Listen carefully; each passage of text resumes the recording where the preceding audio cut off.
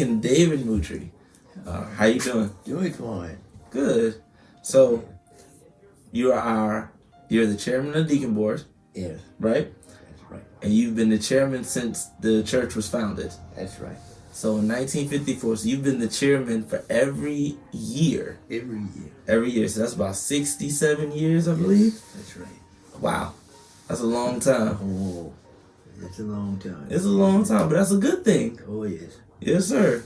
So we appreciate you being here with us today, asking you some questions about the founder, Reverend Lewis Howard Simmons. So my first question for you, when did you meet the founder? Well, I met the founder in 1950. He was pastoring at First Baptist Church. Mm-hmm. That's where I was baptized. Yes, sir. And I met him there. Oh, wow. Wow. So you met him, and then I'm sure you guys got to know each other. Oh, yes. We good friends. Really? Yes. Okay. And then go ahead. He would take me everywhere he go. I didn't have a car or any kind of transportation, and he would take me with him, and that's the way I got to know him real well. Wow. So I'm guessing when he did that, did he talk to you about the vision that he received? Oh, yeah. His vision was to build a church. That was his vision the whole time. Mm-hmm.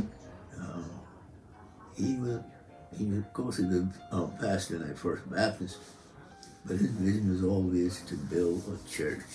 He would talk about that all the time. Really? Yes. Wow. So in doing that, I'm sure you saw all the things that he went through. So what were some of the struggles? Well, some of the struggle was trying to build a church in the 50s. That was the struggle itself. Yes, sir. And no one had any money, and we didn't get the cooperation from too much people. The struggle, I think the biggest struggle he had is from different people from different churches saying we don't need another church. Wow. And but that wasn't their vision. Simmons had the vision. Yes, So I told him to build a church. So with 14 head of people, that's what we started off with. That was the struggle. And no more than about 3 men and the rest women. Wow. And we just went with the vision. He gave us Simmons the vision, and we jumped in and helped him with the vision. Wow. So, man, going through that, you met him, y'all became good friends, That's right. and then being with him almost all the time, listening to what God called him to do, and then actually seeing firsthand, which essentially turned into you being the chairman of the deacon board. So I know that you have so many memories. Oh, yes. But if I could ask, what would be either your best or favorite memory of the founder?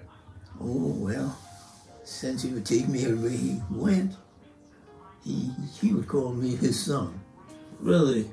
And he didn't introduce me as a member or deacons too much, but as my son. This is my son. And I really love that because I was that close with him. Wow. And that's the best memory I can think about, Mm-hmm. Wow. I loved it. Wow. So,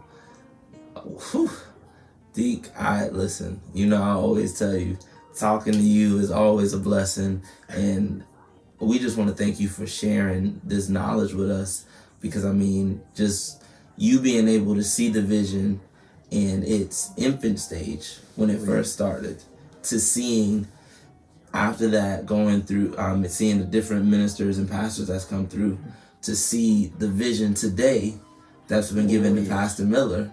That's right. Yeah, I'm sure that your mind, it's just wow to watch what God has done and allow you to see it all. Oh, yes. So I appreciate you definitely taking the time out with us, answering these questions. And I thank you, and we love you, Deacon Moultrie. So I love you. We appreciate you. Thank you.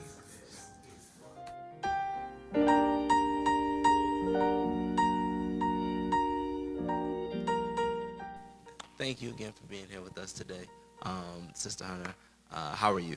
I'm fine, thank you. Good. So, can you introduce yourself to our people watching today? Sure. My name is Leslie Williams Hunter. So, it's my understanding that you came here to the Institute in 1961. Yes. Can you tell us a little bit about that? Being born in December, I could not start school. They didn't have kindergartens. You went to first grade, and you had to be 6 before, I think, the end of October. And being born in December, I didn't make it in, so I would have effectively been sitting out a whole year, waiting to be 6, almost 7 before I could go to first grade. My grandparents heard that they were starting a school here at the Institute at Emanuel, and they decided that they would send me here. hmm So, being that you came here and at that young of an age, what's something that you took away from the school? Discipline. Discipline. hmm They, Reverend Simmons and Mother Simmons were very loving people. I guess we could have been their grandchildren, Oh, maybe. wow. But we were taught, the alphabet and numbers, and I learned to read, hmm and I made friends here. hmm We sang here. Oh, wow. We were proud to be here. hmm And I know we were kind of talking a little bit earlier because I know you said you took your love for reading that you gained from here, and that kind of helped took that on further in life, right? I think you said went on to be a teacher potentially. Yeah. When I graduated from college, I started teaching elementary school. hmm And then I decided that I was not a good teacher and that I would have to find something else to do. I had a love of learning and a love of helping people. hmm And I liked children, but I just wasn't a good teacher. hmm So I decided that, what do I do to combine my love of reading, helping people, and still helping children? And I decided to become a children's librarian. Oh, wow. So basically, things that you learned here help in a sense almost shape your life going forward, right? Because you got that foundation and that love for reading where Yes, it took you on to be a teacher and yes. then a librarian. So when you think about our founder, Reverend Simmons, what was your first thought? He was a very tall man, hmm and my grandfather was a very short man. So I remembered that contrast. He was rather quiet, hmm but when he spoke, you listened. Oh, wow. And when Mother Simmons spoke, you listened also. I mean, they were no nonsense people. hmm They wanted you to learn. They wanted you to put your best foot forward. Not only was it a reflection on your parents, your grandparents, your whole family, it was a reflection on them. So we were on our best behavior. Oh, wow. And I remember as well when we were discussing a little bit before. I believe you said that they gave your grandparents a message about you. Yes. I was always the quiet kid. The joke was that if you got me up in the morning, bathed me, dressed me, fed me, and sat me on the couch hmm at 5 o'clock in the afternoon, I'd still be sitting there. I wasn't an adventurous child, but I was curious about things in a different way. And I think they saw me sort of absorbing things like a sponge. hmm And they said to my grandparents that that child will go to college. Wow. And I did go to college, and I was the first person in my family to go to college and graduate from college. Wow. So on top of the I want to say confidence in the sense that they probably gave you to speak a little more and push for the things that you love, which kind of goes along with the type of person our founder was, and then also speaking that, giving essentially what God gave to them to your grandparents, and then to watch it take place and happen. From all of that, because you have a lot of memories. What would you say is your best memory or most fondest memory? The fondest memory was learning to sing a song called "I'm in the Lord's Army." Wow. And we marched around. It was like hut 2, 3, 4. I'm in the Lord's army, and I can remember that song just like it was yesterday. Mm, And that I'm sure we learned other songs, but that one made an impression on me. really? Um, can I ask why? Um, the sense of community, the sense of belonging to something, the sense of saying that, you know, I belong to the Lord, I'm in His army, I'm doing these things for His glory. Mm, And I can still remember, that song. And I can't for the life of me remember any other ones, but that song stayed That with song me. stayed with you. And that's been a long time. Wow. Yeah, because you said 1961 to this Right. point in 2023. So I would want to say some of the things that you learned here, like we said before, in a sense helped shape your life, and then also gave you a sense of understanding, like you said, to that community aspect, and that you belong to the Lord. So even probably when you were going through some tough times and everything, that memory kind of was still there. It always pops up. Really. Yeah, it always pops up. Summerville was a very small town then. Mm-hmm. Basically, everyone knew everyone here. And there were two places we could go. We could go to school or we could go to church. Wow. And I was in a school at a church. So as we close, if you can describe your experience in 1 to 3 words, what would you describe it as? I'd say it was the best year ever. I didn't know what I was going to encounter here. I didn't know the friends that I would make here. But it was the best year ever. Wow. So being at the Institute here in Emanuel basically, in a sense, gave you, like you said, community. I want to say lifelong friends. And I know you spoke about the discipline and everything. And then, in your words, the best year ever. Yes. So I just want to say thank you for taking the time out to come and just give us some information on our founder, Reverend Simmons. And just the knowledge is great because it's going through my mind. It's a lot. So I do appreciate everything. And thank you again. Thank you, and happy Founders Day.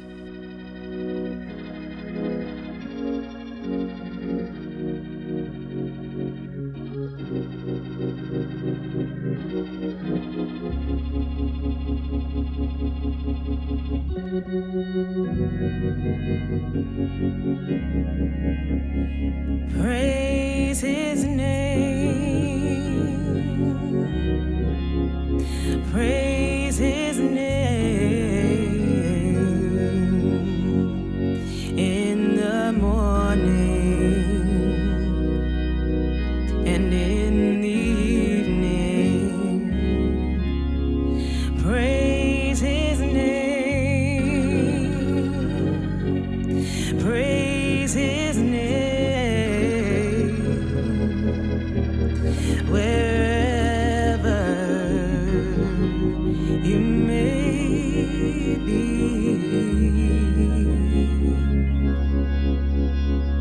in the church, in the home, on the job, or on the highway. Sing praises to the Lamb of God, who died for you and me.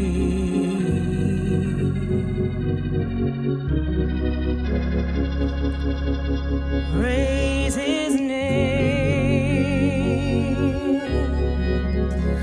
Praise his name. In the morning and in the evening. Praise his name.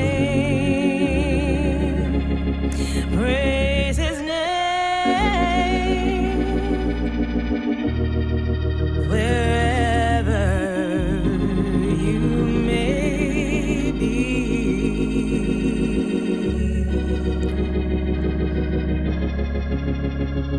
in the church,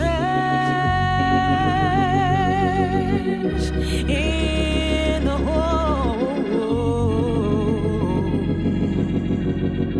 on the job, or on the highway.